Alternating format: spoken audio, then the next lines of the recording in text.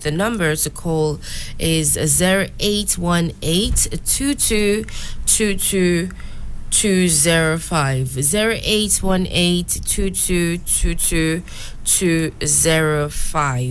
Do call in on that number, and also you can reach us on WhatsApp on the same line, which is 0818 222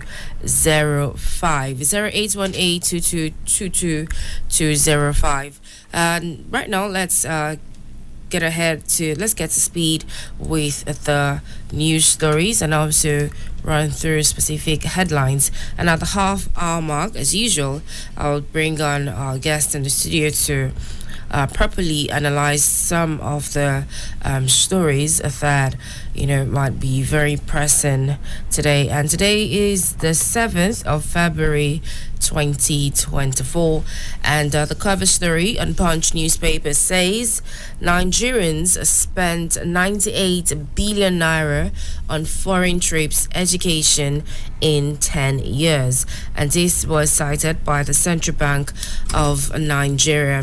It says the Nigerians spent 98 billion naira on foreign trips, education in 10 years. And a little bit of insight on that particular story says that Nigerians spending on foreign education, healthcare and personal travels gulped over 98 billion naira in 10 years, according to data accumulated by the Central Bank of Nigeria. The CBN governor, Olayemi Cardoso, who made the disclosure while addressing the House of Representatives, was responding to an inquiry by the lawmakers on the factors behind the rapid depreciation of the naira in the last few weeks. He spoke against the backdrop of the central bank's battle to stabilize the exchange rate amid dollar shortage. And more stories here says that Lagos businessman granted a 30 million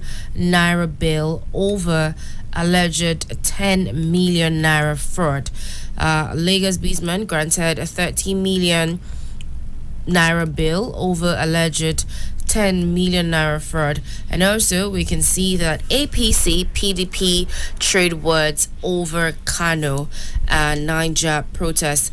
If you joined our review yesterday, we did talk about the protests that occurred in Mina due to the hoarding of foodstuffs and also livestock. And the governor of Niger State did come out and he did say that a lot of things are happening right there in Niger State. And the next story here says Kogi attacks EFCC over 80 billion naira case against Yahaya Bello.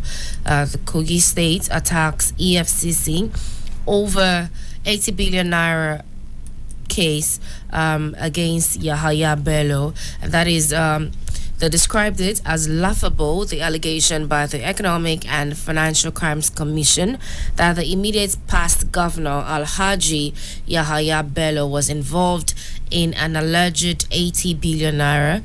The state governor expressed its displeasure that the EFCC could amend a current charge with the code FHC ABJCR 5502022 before the Federal High Court in Abuja in a bid to prosecute Bello, who left office on January 27.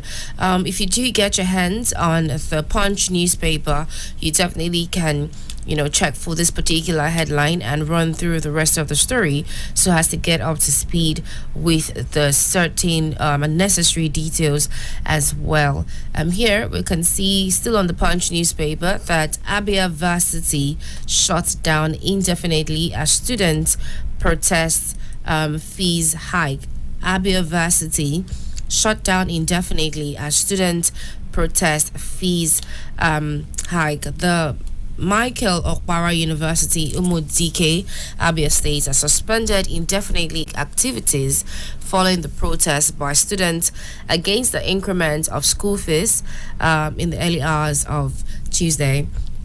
It was learned from a statement by the Vice Chancellor of the school, Professor Madwe BBC Iwe that academic activities of the institution had been suspended indefinitely after the violent protest. We do hope that school gets back to, its regular activities very soon. And here on the top news, right, still here on the Punch newspaper, it says that Tinubu returns from France, orders emergency meeting on food security. If we remember clearly that the president had jetted off to France sometime last week, and he did return to Nigeria after a 2-week private visit to Paris, France. The presidential jet touched down at the presidential wing of the Nnamdi Azikiwe Airport in Abuja here. And the president was received by top government officials, including his chief of staff, Femi Gbajabiamila, Secretary to the Government of the Federation, Judge Akume, National Security Advisor, Nuhu Ribadu, and the Minister of the Federal Capital Territory, Nyemsom Wike. And upon, receiving Biri, the Director General of the Department of State Service, Yusuf Bichi, among others. And all of these people were available to welcome President back to Nigeria. Now, let's quickly move on to the next newspaper right here on Citizen 93.7 FM.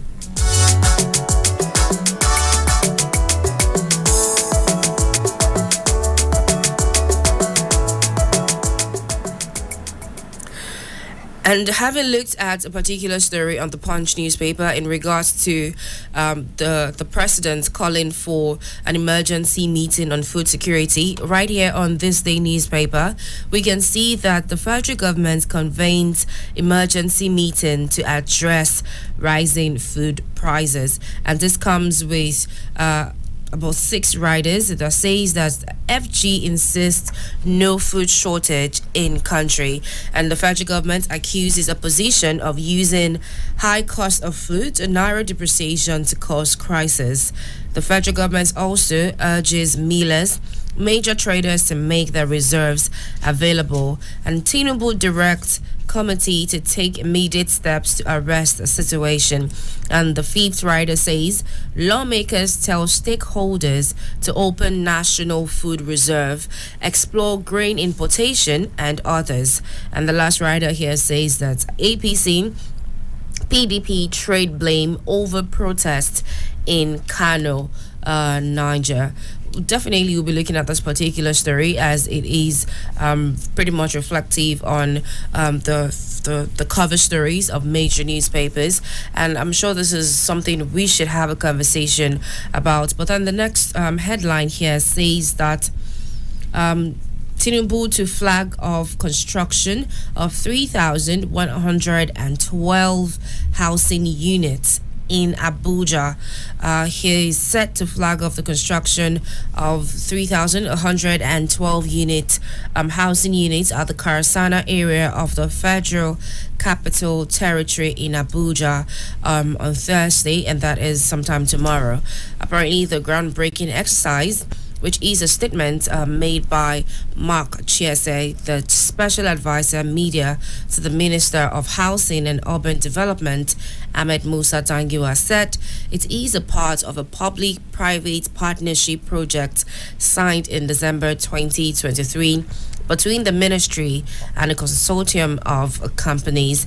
And I'm looking at the next story here on This Day newspaper. We can also see that the CBN governor has also said that Nigerians spend $40 billion in 10 years on foreign education, medical tourism. $40 billion in 10 years on foreign education and medical tourism. And this comes with 4 riders that says Cardoso, that is the Central Bank of Nigeria's governor, that's the governor of the Central Bank of Nigeria, says spending worsening FX crisis. And he also says that spending attributes short-term volatilities to arbitrage and speculation. And Cardoso insists Nigeria at a turning point as a result of current reforms.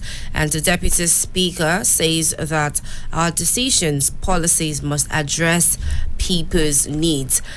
This is another story we could touch down on, but in the meantime, do call in on 0818 2222205 0818 Call in and join the conversation, give your input as well, and definitely contribute on all angles. And when you call in, please do make sure you state your name and where you're calling from, and go straight to the contributions that you would like to give. Quickly, let's move on to the next newspaper here, and that is The Guardian. Right here on The Guardian, the headline for The Guardian also reads about the $40 billion spent on medical tourism, and also security outfit arrests Moldovan ship with stolen crude in Nigeria. A security outfit arrests a Moldovan ship with stolen crude in Nigeria. A private security outfit by the name Tantita Security Services Limited has arrested a vessel registered in Moldova but operated by an all-Nigerian crew with 88,000 liters of stolen crude oil. Now, according to Tantita's Executive Director, Technical and Operations, Captain Waredi Enisho, the ship and 12 crew were arrested at Sagana oil fields in Bayelsa State and were still illegally loading crude oil from a platform when it was apprehended. That is definitely a story to do touch down on, and more stories in the news. On The Guardian newspaper says Nigeria police declare its official wanted for murder. Nigerian police declares its official wanted for murder, and that you can find on The Guardian newspaper. So if you do get your hands on the dailies, make sure to get up to speed with a particular story right there on The Guardian newspaper. The next story here says hoodlums disrupt Fubara's Supreme Court victory celebration, and this comes with a rider that says Tinubu restored peace, executive, legislature, judiciary independence in Rivers, says Wike. Despite implementation of parts of the peace accord signed by the Minister of the Federal Capital Territory, FCT, Nyemsom Wike, and his godson, Governor Siminalayi Fubara, the crisis between the duo appears not to be ending anytime soon. Hoodlums suspected to be political thugs yesterday vandalized canopies and chairs set up to celebrate the Supreme Court judgment of the governor at Ahoada West Council of the state. And that's that on The Guardian newspaper. To get up to speed to more stories, to make sure that you get a copy of the dailies of The Guardian newspaper, and also you can take a look at this day newspaper as well as Punch, as to get familiar with the current trends on the front lines of Nigeria itself. And moving on quickly to the Vanguard newspaper, we can see on the cover page that protest over high prices and no food shortage in Nigeria. Apparently this was said by the federal government, as we have seen on this day newspaper and also on the Punch newspaper. And there's a news story here that says war over genetic modified crops as a biotech expert trade wars at NASS. War over genetic modified crops as biotech experts trade words at NASS, and that is the National Assembly. Last week, lovers of genetically modified fruits and other food items were thrown into serious panic following a letter to the National Assembly. And this was written by the chairman of Global Pro-Life Alliance GPA, Dr. Philip Njemanze, seeking for total ban on genetically modified foods, describing them as national threats. This comes with two riders that says GMO foods will sterilize Nigerians, and the second rider says that you are living in the past, claims unscientific biotech society of Nigeria. And I believe that this is another topic we should have a conversation on. So do stay tuned. And while at the half hour mark, I will bring our guest in the studio up to talk some more about this particular topics. And the final story here to touch down on says that Labour protest at NAFDAC over ban on sachet alcoholic beverages.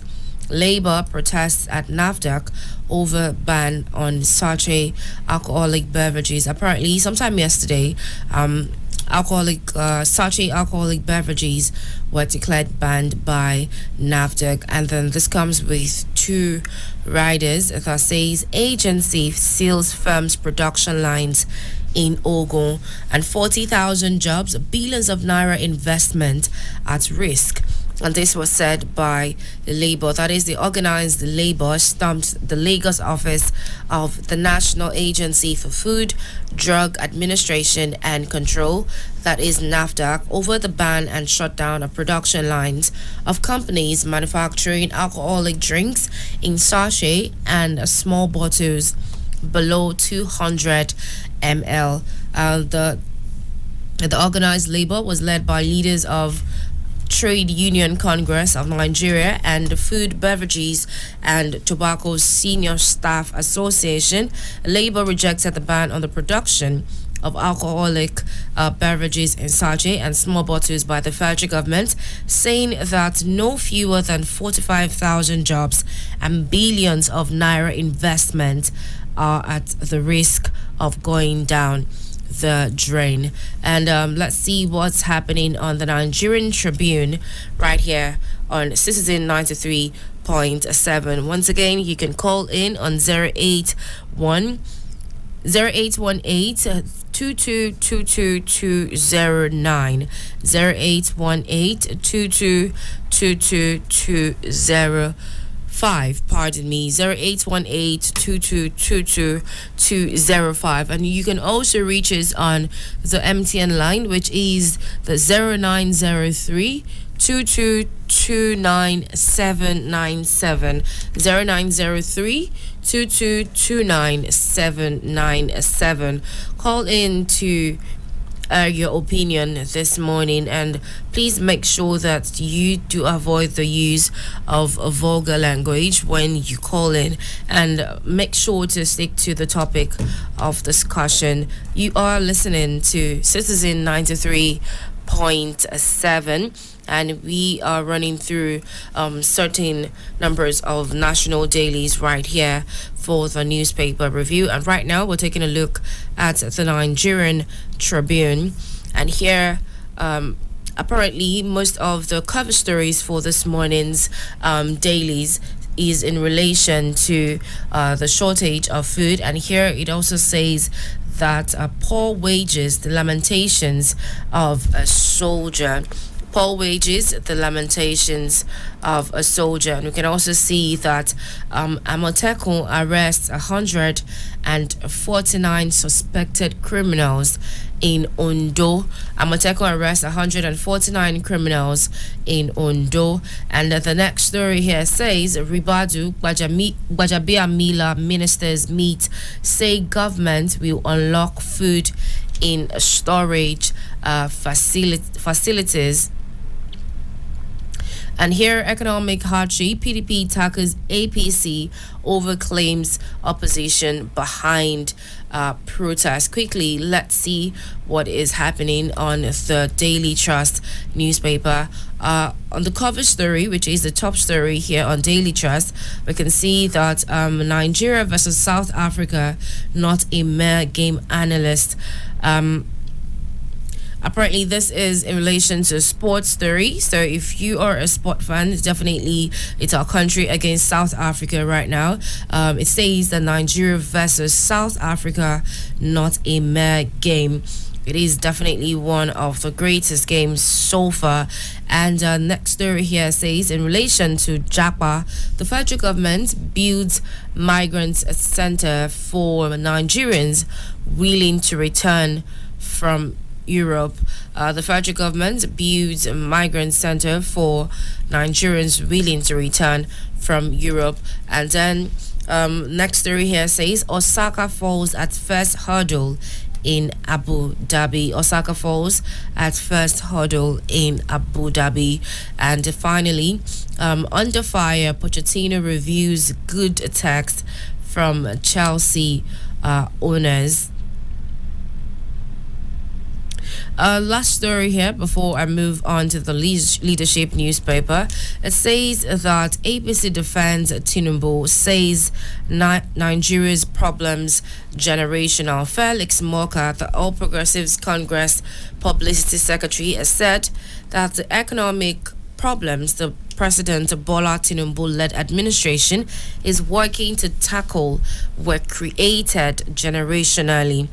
Apparently, Moka stated this while commenting on the hardship Nigerians are facing as a result of some economic policies introduced by President Bola Ahmed Tinubu. In an interview, it says that part of the problem was that Nigeria's economy had been based on a single item since independence. I do believe that I should leave the rest of the story so that we can touch base on it, because according to the data, the economy would soon rise under the Tinubu administration, and there's obviously a lot more to say. And so far so good. I thought that's the headlines for today. The Punch newspaper this day, Guardian, Vanguard, Nigerian Tribune, and also Daily Trust. Before I bring in our in-house analyst, let's see what the Nation newspaper has to say.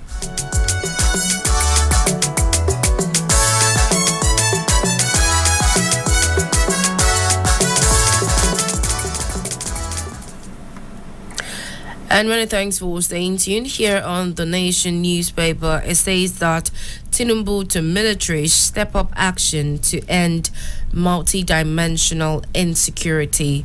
Step up action to end multi-dimensional insecurity. And here it also says that federal government arraigns Adebutu, others for alleged money laundering and other things. The federal government arraigns Adebutu and others for alleged money laundering and others. This was done yesterday at the Ogun State High Court sitting in Abeokuta, the state's capital, on 7 counts charge bordering on alleged money laundering and other offences. Adebutu is the People's Democratic Party governorship candidate in Ogun State in last year's general election, and he was accused of criminal inducement during the poll by security agents alongside other members of his party. And another story here says that Southern Middle Belt leaders seek end to rising poverty and insecurity. Southern Middle Belt leaders seek end to rising poverty and insecurity. They have urged President Bola Ahmed Tinubu to tackle the rising poverty and insecurity in the country. The leaders said this in a communique issued at the end of their meeting, attended by Chief Edwin Kiagbodo Clark, who is the national leader, and also Chief Emmanuel Nwanyanwu, the President General Ohaneze Indigbo Worldwide, and Dr. Pogu Bitrus, the National President of Middle Belt Forum, and Senator Emmanuel Ibok Essien, the National Chairman of PANDEF, which is the. And also, we can see that on the economy and the failing standard of living, the SMBLF said the rise in poverty was putting the Federation at great risk. And this is, something we all can definitely relate to. But I'll leave that to our analyst in the house to, properly give an analysis on the stories we've had to look through this morning. Do stay tuned, and when we are back, we'll definitely touch base on specific topics, specific headlines, and specific stories here on Citizen 93.7. Once again, do call in on 0818 2222205, 0818 222205, and also 0903 2229 797, 0903 2229 797. It is the Citizen 93.7 FM. Do stay tuned, we'll be right back, and when we're back, we'll definitely delve deep into the communication for this morning.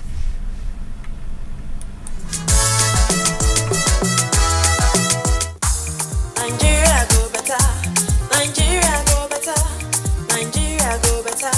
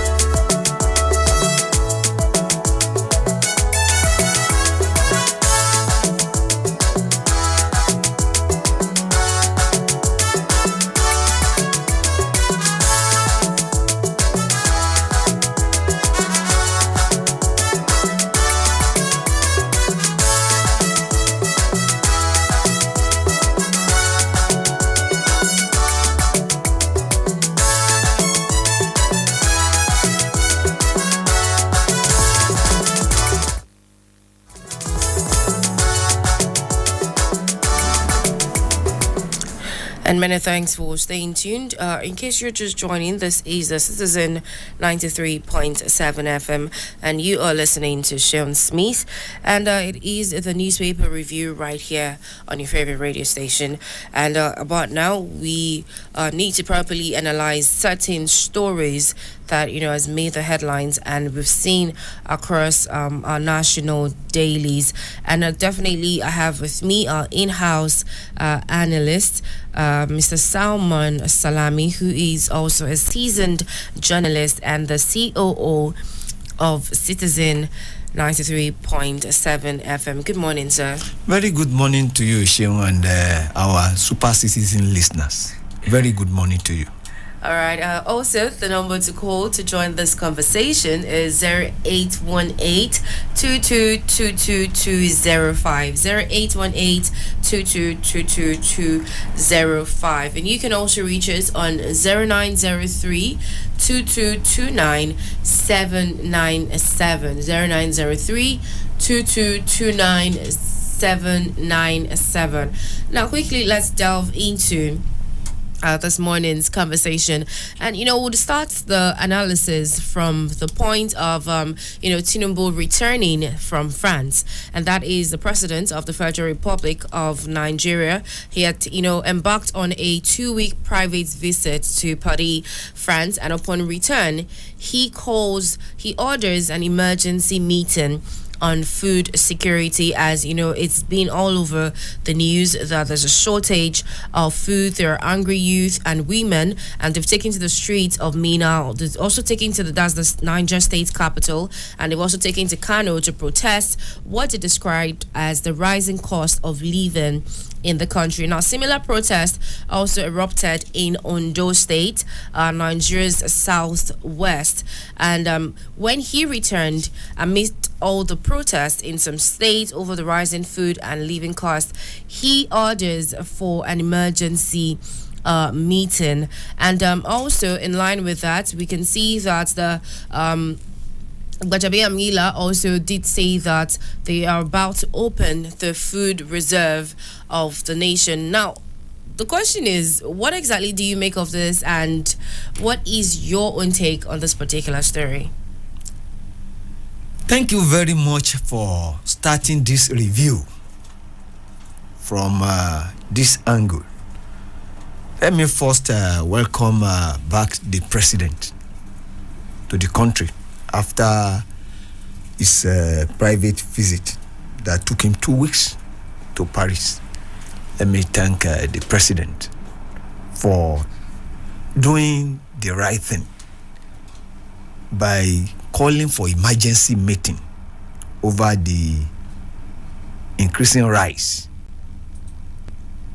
in the cost of food or price of food. Well, how again do you measure the political barometer of the people if not by looking at the protests over increasing cost of living? The protests had taken place in Mina, in Kano, and in Ondo State. I pray that it doesn't snowball and it doesn't get to other states. And it is good that Mr. President, on arrival, ordered for an emergency meeting. This is to underscore the importance of food and the rising cost of living. Leadership in the land. We have been saying this here times and times over, that there is the need for the federal government to do the needful. Some people are even saying that the absence of the president means the shutdown of government. But it is not so. Why did I say this?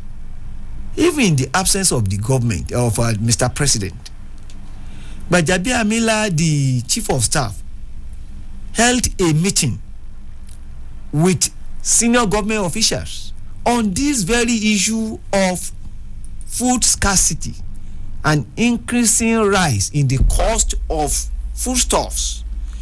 This only shows that we now have a government that is responsive and responsible to the yearnings of the people. We now have a listening government, at least.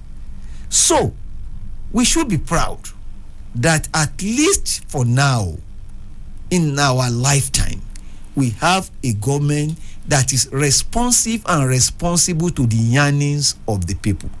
And it only means that we, the people, will come first.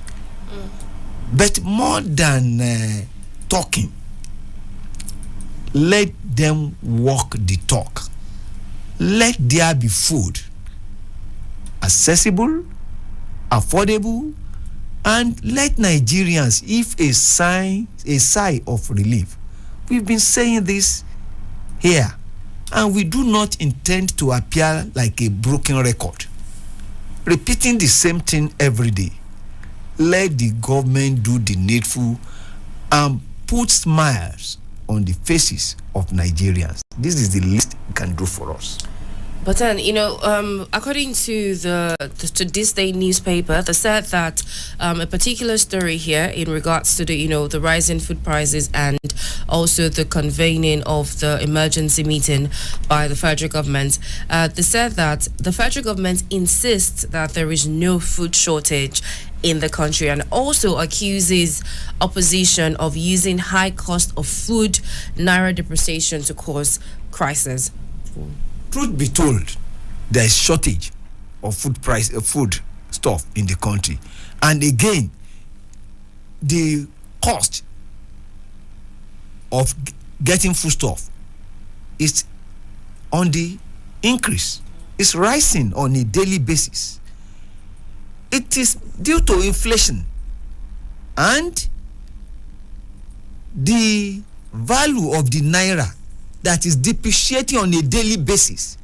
These are some of the issues that the government needs to address. Don't let us politicize issues. There are some issues that we need to be frank about and address pointedly. There is hardship in the land. There is no doubt about this. Like we said here in Citizen FM, we will be critical when there is a need to be critical, but we will not be hostile. We definitely not be hostile to the government. There's no reason to be hostile. But then we will be critical if it is necessary and if it warrants being critical. And of course, we are being critical today because, one, there is hunger in the land. Two, the federal government needs to do the needful by addressing the multidimensional insecurity in the land. Let people sleep with their eyes closed. It is important. We are critical, but we will not be hostile. Thank you very much. Okay, thank you very much for that, Mr. Salami. Now, talking about, addressing the insecurity in the land. On the Nation newspaper, one of the headlines says that Southern Middle Belt leaders seek end to rising poverty and insecurity. They had come together and then released a communique that was issued at the end of their meeting sometime yesterday, and it says that from its recent ranking as the poverty capital of the world, it is disheartening to note that in the past few months things have worsened as most Nigerians are virtually living on handouts.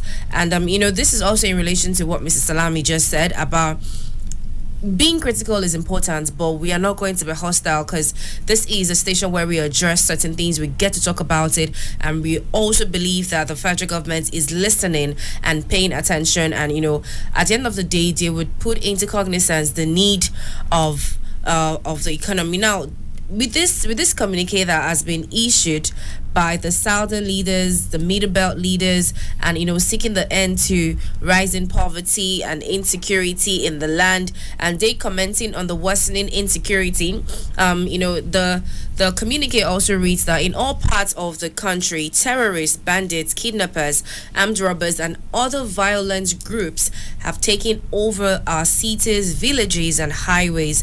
Most recently, Plateau, Ekiti, Kwara, Kogi, and Benue states, as well as the Federal Capital Territory, have become some of those most dangerous places to live in Nigeria. It is inconceivable that criminal groups can come in and out of our communities, yet those who are responsible for safeguarding the society cannot get into the same hideout or anticipate their activities. Now, Mr. Salami, what exactly do you make of this? Well, poverty and insecurity, yes, there's poverty in the land now. Abject poverty. And there is multidimensional insecurity. But I want to quickly say this, that Nigeria is not the poverty capital of the world. We will not accept that. We will not accept this. We agree that we have challenges, but that is not to say that Nigeria is the poverty capital of the world. It is not. It is not. It is not this bad.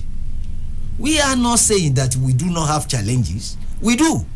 And in fact, tell me which part of the world that's not going through one form of challenge or not, or the other rather. But then to now dub Nigeria as the poverty capital of the world, we reject this. And I want to plead with our colleagues in the media that the narrative we should project should be a national one. Things do happen. Unimaginable things do happen in America. Journalists in America don't, as a matter of patriotism, dwell more on that. It's not killing stories. It is not. There is the need for us to know that we cannot practice this profession, journalism, if the country is in turmoil. Nigeria must exist first before we practice journalism. And we should be patriotic about this. I'm ready to take the bullet for this. We should, as journalists, prioritize Nigeria, patriotism. And I want our co-editors to please note that there is the need. Nigeria must survive first before we practice journalism. You cannot practice journalism if there is no country called Nigeria. Sure. And if there is no peace. We cannot practice effective and developmental journalism. We should know, and we should be patriotic enough. Yes, I'm not saying we should self-censor. I'm not saying we should kill stories, but then we should weigh the options.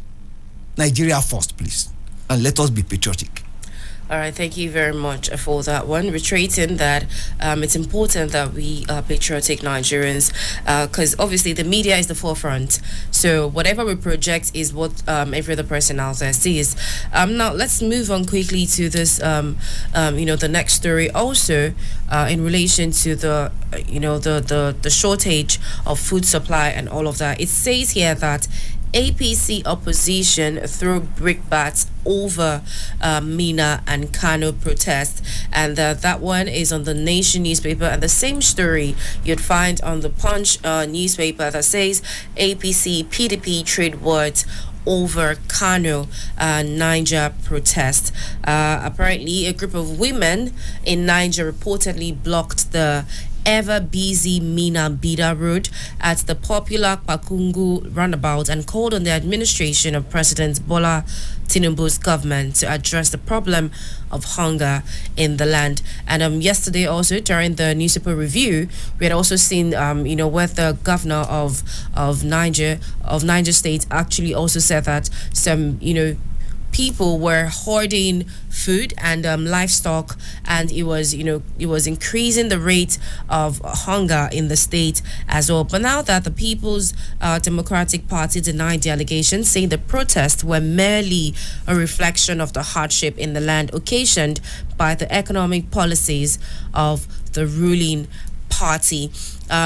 The All Progressive Party also, All Progressive Congress, pardon me, had also accused the leading opposition parties in the country of orchestrating the demonstrations that took place simultaneously in Kano and Niger State. Now, looking at these two, basically now there are like three stories, because APC is involved, PDP is involved. One is debunking this, the other is debunking that, and then there's also, the protest in Kano, in Niger, and it's gradually moving base, because I remember seeing on a particular story that Ondo is also, taking recognition of it and, planning its own protest if it has not, already happened. Now, it's a whole lot to do with Mr. Salami, but what would you say in regards to the protest, the shortage of food supply, and also the bash between APC and PDP?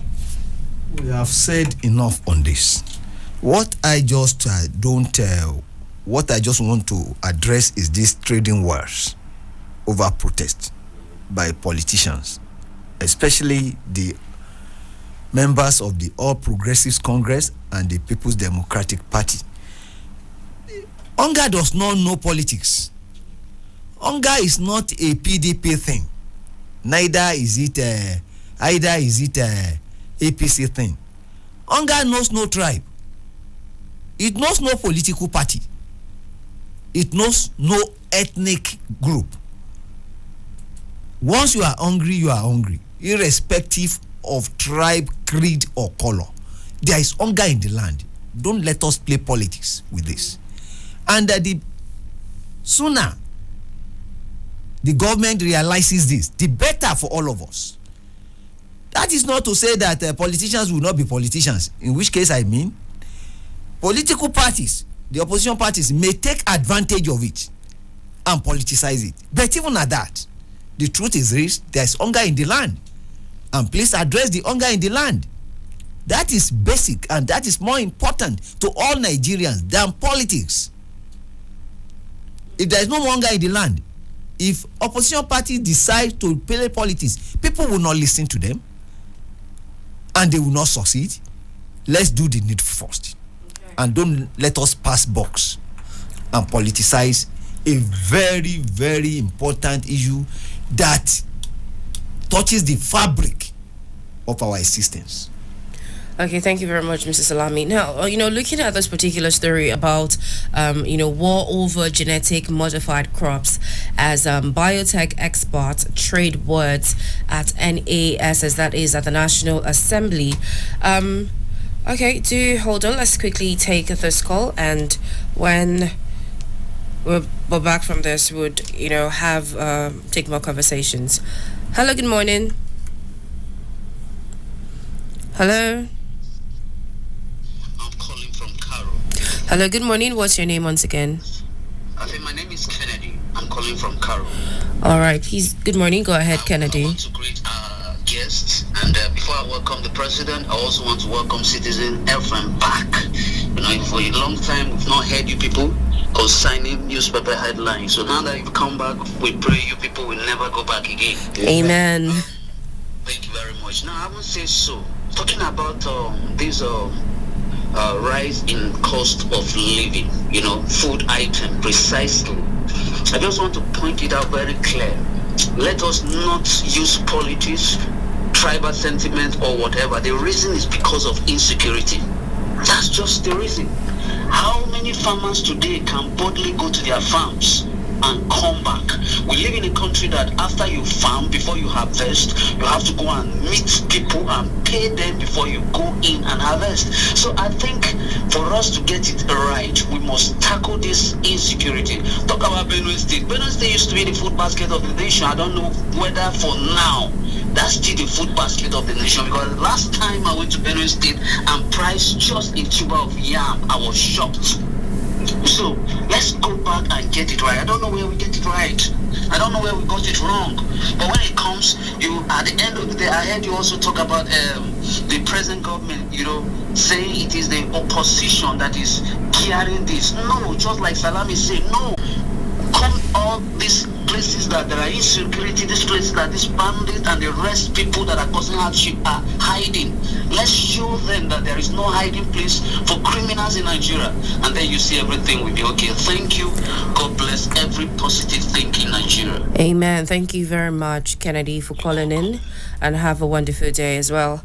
And that is Kennedy from Karu. Do call in as well. And Mr. Salami, Mr. Kennedy, let me thank you very much again, because you are one of our regular callers, and we are here now, and we are here for good, and we make sure that we dish out the necessary good news about Nigeria for our citizen listeners.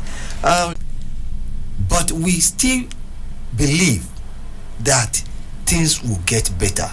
We also believe that the federal government is listening, and that the government will do the needful. And we all plead with Nigerians to please still give this government a chance. Please, let's be patient with the government, and let us believe that at the end of the day, we'll see light at the end of the tunnel. All right, thank you very much, Mr. Salami. And once again, thank you, Kennedy from Cairo. It's important to also let you know that if you'd like to, get up to speed with the newspaper review this morning on the Citizen 93.7 FM, you can check it out on our YouTube page.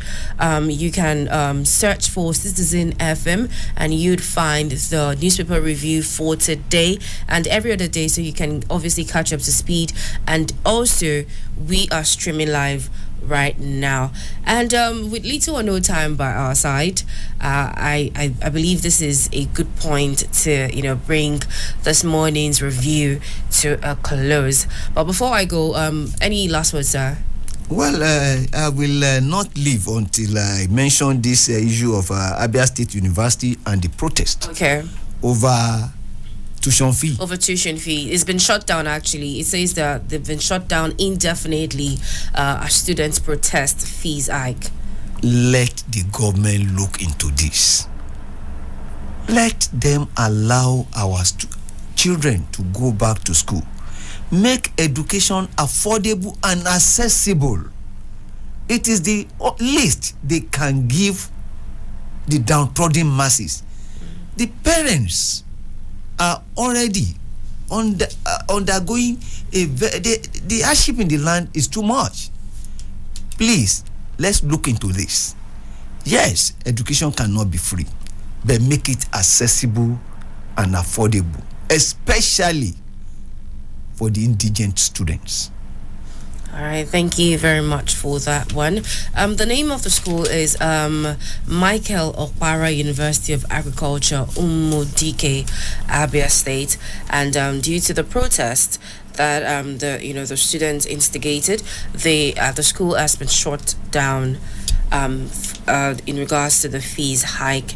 But then again, as Mr. Salami has boldly stated, that the federal government should please look into this as well.